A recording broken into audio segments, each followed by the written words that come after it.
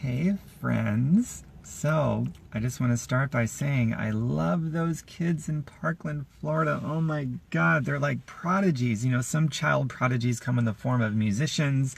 These are prodigy orators. They're writing their own speeches. Some people say they're not.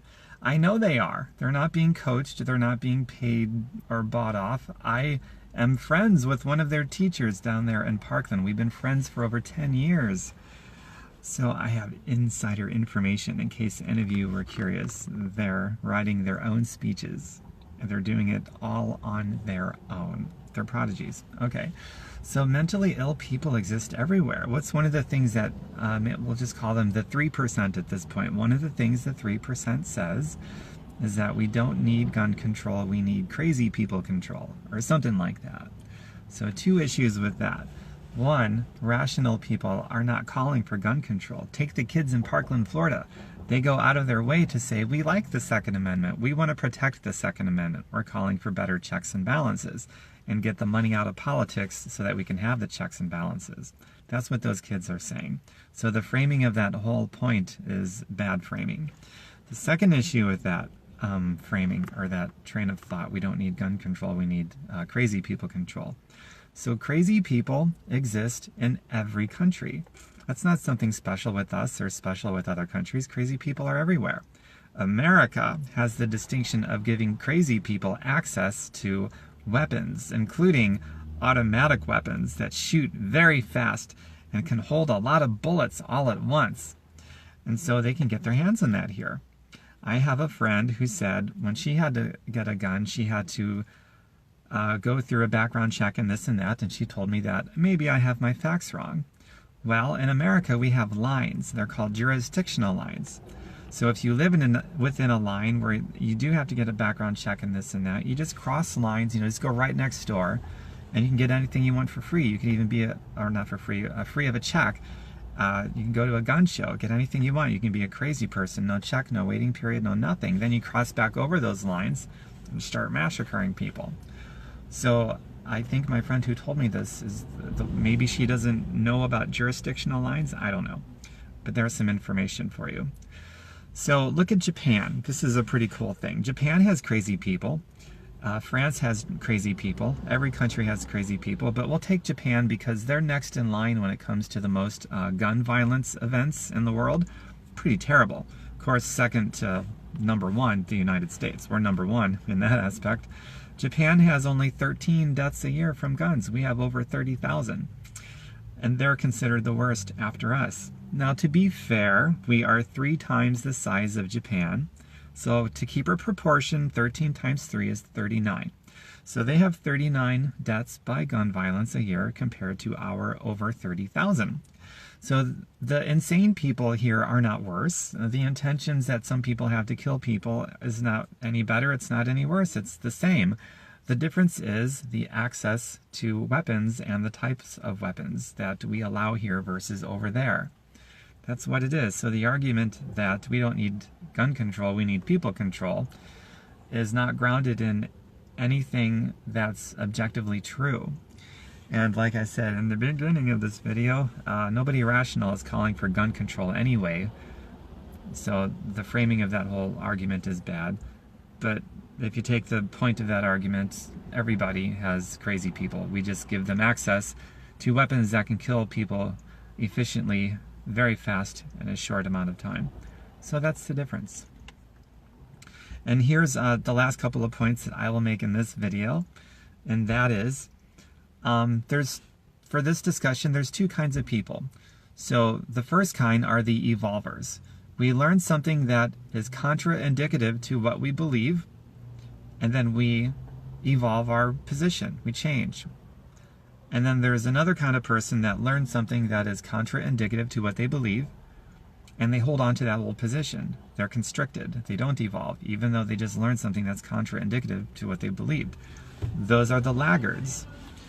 And when that happens, and this is going to sound kind of harsh, but it's true, when somebody learns something that is contraindicative to what they believe, and they still hold on to the old position anyway, that opinion crosses the line from being an equal opinion that is wonderful to talk about our differences. It crosses the line from being equal and different to being inferior. Very inferior. So I like the people that like to evolve. And the only way that a person can evolve is if they have a sense of objectivity. Because with a sense of objectivity comes, you're going to change and evolve your position as you learn things that are new, and especially as you learn things that are new that are contraindicative to what you thought. And so that's how I've changed my position. I'll give you an example. One of my positions was, look at Chicago. Tightest gun laws in the country. They have the most gun violence. So obviously tight gun laws are not the answer. We need to loosen the gun laws and this and that. And then I started looking at the empirical facts on the ground, and that is jurisdictional lines. They literally just go right across the street in some areas to a different jurisdiction where they can go buy something high-powered, no check, no balance, and they can bring it back and start massacring everybody in a gun-free zone. So all I had to do was learn that one bit of information, and I evolved my position. It's like, holy shit. Well, obviously I was wrong. So the answer is to get rid of those lines and mandate it throughout the entire country that there's a universal background check and close the gun shoe loophole. And then there's other people that will learn that fact and still hold on to the same position. And that's where different opinions move from being equal and different to just inferior, really inferior. So hashtag make America smart again. I mean, geez Louise, holy cow. Let me scroll up here. Someone said a comment. Leah says, do you think our minds and bodies are poisoned more here? More mental illness issues? Leah, possibly. I don't know. See, we have a genetically modified food problem here that other countries don't have. So, and I don't know if there's any studies to show this one way or the other. And if there is a good study that shows this one way or the other, then great example. I'd evolve my position, and I guess I'd pick one. But I honestly don't know. But I do think there's a good chance that we do have more mental illness here than other places just because of the quality of the food supply, the GMOs that messes with the chemistry of our brains. So that's a great one. I don't know if I've ever heard that before, so that's a good one, Leah. Let's see here. Cool, you're still here, Leah. Hopefully you heard that. So I guess, oh yeah, one other point that I wanted to make. So, focusing on, let's see, the symptoms of the problem is like, it's the proverbial Band-Aid. It doesn't really cover up or correct what caused. So the causation of all of this, and this is one reason I love these kids in Florida so much right now, it's the bribe money in politics. So if we focus on universal background check and closing the gun show loopholes, if we focus on those kinds of things, those different mechanics, I think for right now, that is probably not the best approach, because we're not going to get those things, even though I'm totally for those things. I don't think it's the right focus, because we're not going to get those unless we get the money out of politics. So the focus should be, how do we get the money out of politics? How do we make a new constitutional amendment that bars all private money from entering our politics? Once and for all, just be done with it so that we have 100% publicly funded clean elections. And then we get a government that works for us instead of against us. We get a government that is representative of us. So that's the causation, and that has to be the focus. And that's why I love these kids so much. They're addressing the changes that need to take place, but they're doing it with a focus on the causation of the whole mess to begin with, and that is connecting those dots between the legalized bribery in politics and the politicians who are bribed by that legalized bribery, which is the cause of the symptoms. And those kids in large numbers are the only ones that are smart enough to get that. And that's where I think the rest of us need to just have some humility, sit back, take some notes, learn from these child prodigies. They're prodigies in oration. They're wonderful. Some kids, I mean, you've heard of child prodigy before, usually associated with music, like there's a pianist who's 7 years old who can play anything, right? But these are kids that are prodigies in speeches, orators. They're like little Martin Luther King Juniors, you know what I'm saying? That's where their gifts are, and they're writing their own speeches, and they're not being coached. They're not on the take, being paid or whatever, like some people some conspiracy theorists think that's just not true. I'm good friends with one of their teachers down there in Parkland, so I've got some uniqueness here in having some good insider info. I've been friends with her for over 10 years. She taught these kids, and these kids are doing their own stuff. They're not being pushed or bribed by anybody, not coached. They're not on the take, and they're writing their own speeches. They're just brilliant, gifted kids who had great teachers, one of my friends included. And, you know, this time it happened to the wrong school, or the right one, depending on how you look at it. Pretty cool, huh? So, the focus, we've established to focus on the causation rather than the symptoms. So how do we affect the causation? Well, I'm glad you asked. Right now, there's over 50 people running for various House and Senate seats. Over 50 of them who openly reject all bribes, all of them, all the big money, the PAC money, the lobbyists, they reject it openly. And they ridicule their opponents who openly, well, not openly, they don't disclose it, but they ridicule their opponents who do take the legalized bribe money. And they don't disclose it when they do take the legalized bribe money, because even they know it's wrong and it would cost them votes, but they do it anyways, just shh. But now they're running against people who can call them on it and ridicule them for it because they're not on the take.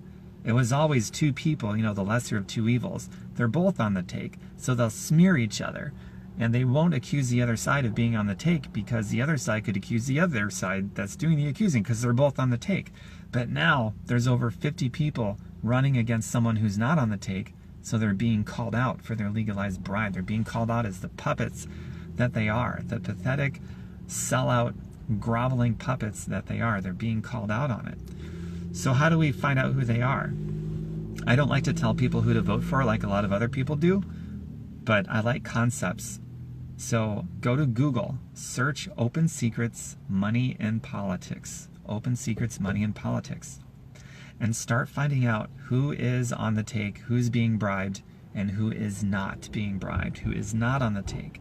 And then it's our job to show up this midterm, this next election cycle, and vote for those that are not on the take. So for the first time in many of our lives, we actually have someone to vote for instead of a strategy of the lesser of two evils.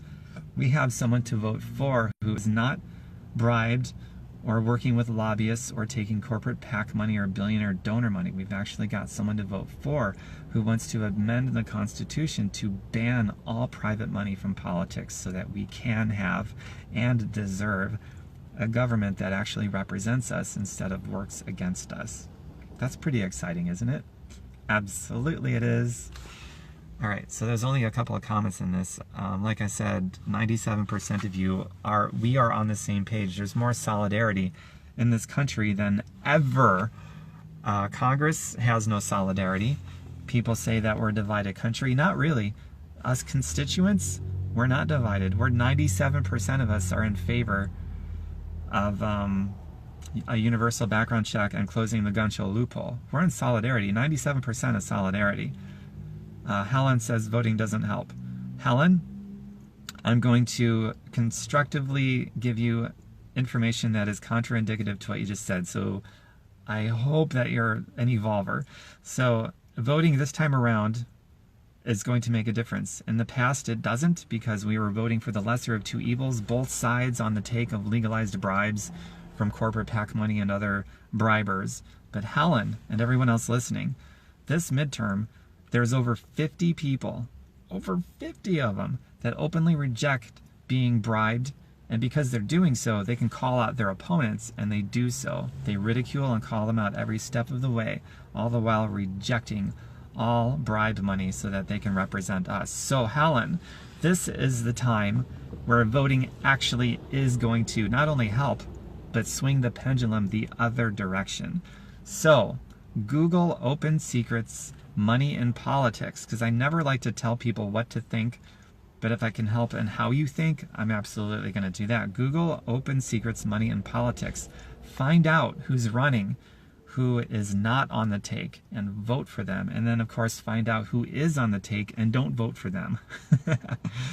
And so This is the king of all trends, by the way. A year ago, or a little over a year ago, it's been now, there was one person principled enough to reject all bribe money. So that number has grown from one person in the course of a year to over 50 people. That is a trend of trends. And this is something that the constituents are in solidarity over. Not over, I forget what the number is on this one, but it's something like 90-something%. Republicans, Democrats, Independents, we all want the private money out of politics. And this is the first election cycle where we have that option of voting for people that want to get all the money out of politics. We've never had this before, so voting now actually does make a difference. So we got to show up. We got to find out who they are, Google Open Secrets, Money in Politics, and vote for everybody that is not on the take, and don't vote for people that are on the take.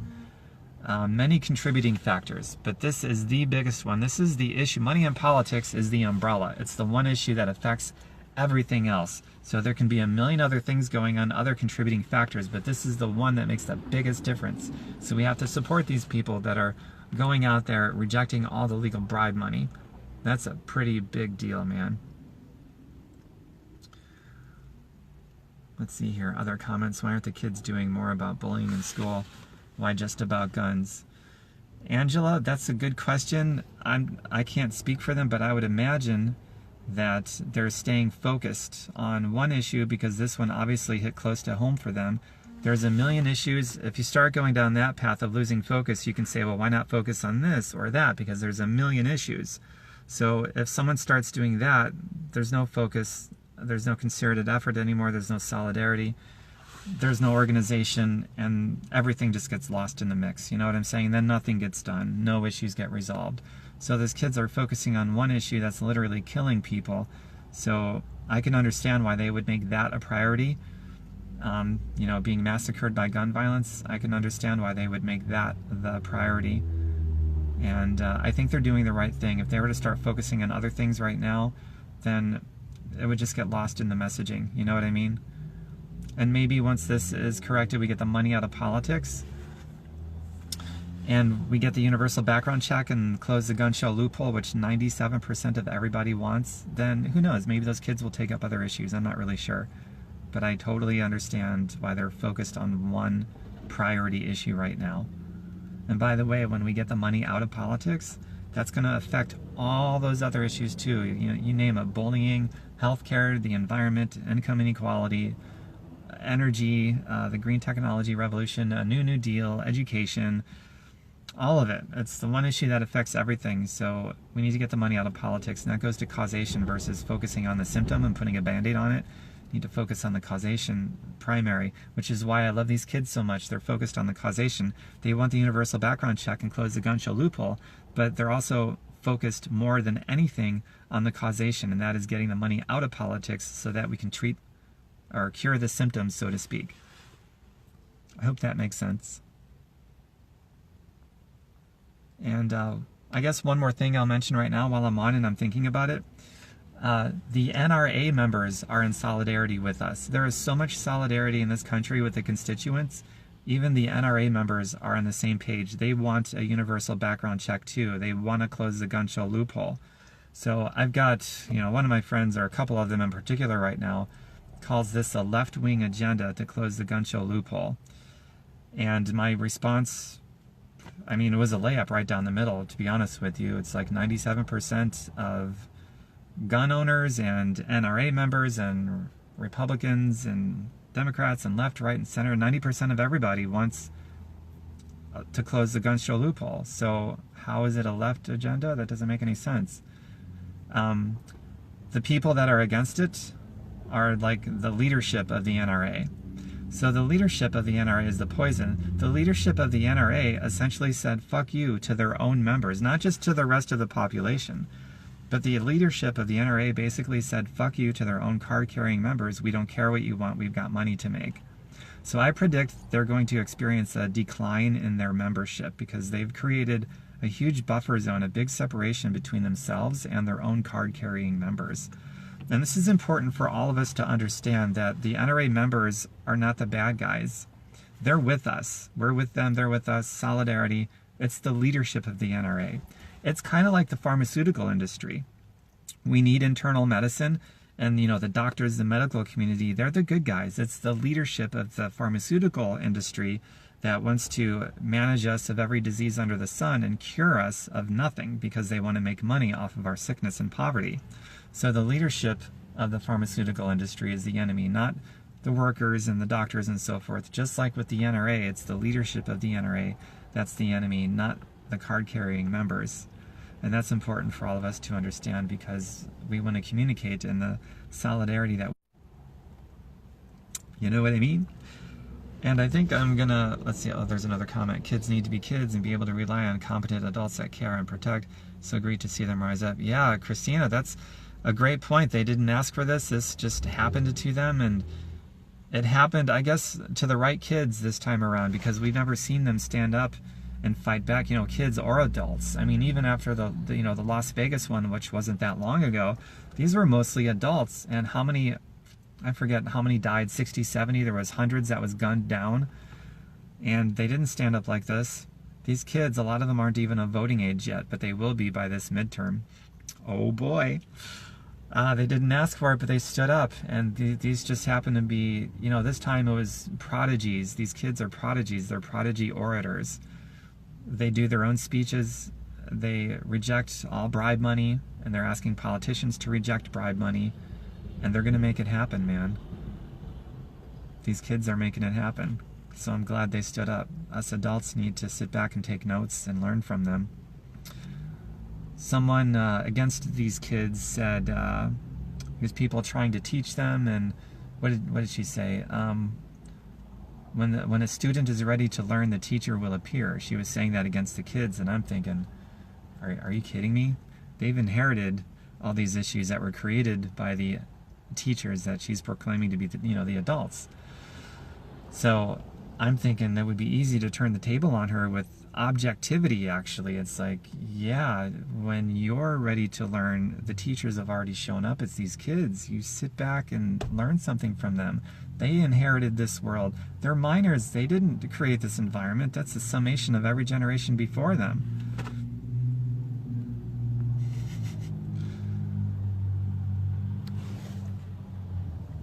All caught up on comments. Cool. Does anybody else have anything to say? I'm probably going to end this video now.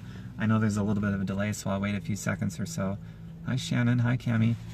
Hi, Deborah. I'll say hi to people that I see while I wait. Hi, Jen, Christina, Desiree, Diane, Tanya, Gail, Angela, Alicia, Christina, Rick, Helen, Diana, Karen, Tracy, Yasmin, Julie, Helen, Rose, Lori, Emily, Angela, Leah, Katie, Natalie, Christina, Cher, Lauren, Stacy, Lizette, Katie, Jody, Cassandra, Nancy, Joanne, Joanna, Leanne. Holy shit, there's a lot of you on this one. That's awesome, man. Let's see here. There's another comment. You have a great day too, Christina. Haters gonna hate. Ugh, it's everywhere again. It's uncomfortable, so they say, pass the buck. Sickens me. Yeah, no kidding, right? Alright, everyone. Well, this was a great little live feed. I enjoy it very much, and I'm always excited to see who's going to learn new information that's contraindicative to what they believe and evolve, versus people who learn new information that's contraindicative to what they believe and they hang on to the old ideas anyway, which is the quintessential working backward from a conclusion, and when an opinion crosses the line from being equal to being completely inferior. And on that note, hi Jojo. My website is tombirkenmeyer.com. I post a lot about all kinds of things. tombirkenmeyer.com. Have a great day, everybody. Make out kisses and more make out kisses. Bye for now.